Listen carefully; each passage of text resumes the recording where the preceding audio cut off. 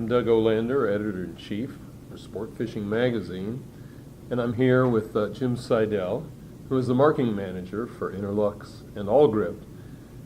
He's on his way to the Fort Lauderdale Boat Show, which I'll also be visiting in a couple days.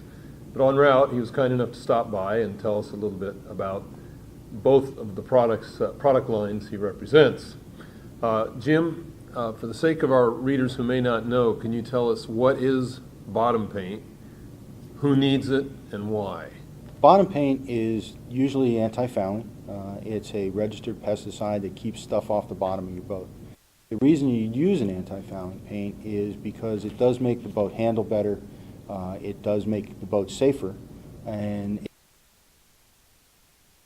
the bottom clean, you're going to save fuel and have a better boating experience.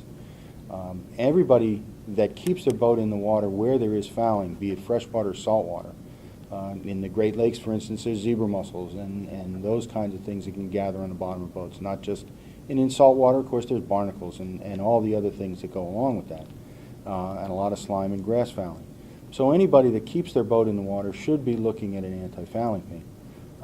And the bottom, we do have some bottom paints that are not registered pesticides. But you would have to clean them fairly often depending on where you are. So, that's basically it. It's a combination of resin and pigments and solvents and a biocide to keep stuff from growing on the bottom is the easy answer.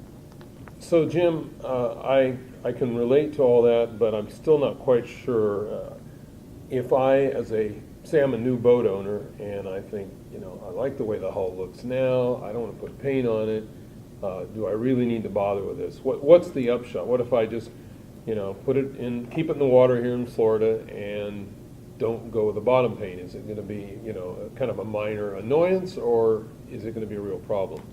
You don't need a bottom paint if you're going to clean the bottom once a week.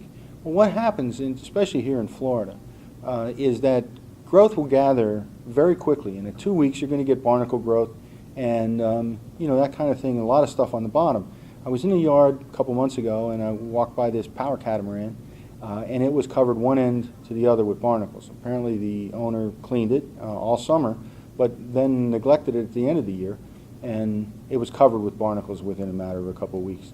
And the problem there is, how do you get them off? They're so stuck to the fiberglass. How do you get them off without damaging the fiberglass?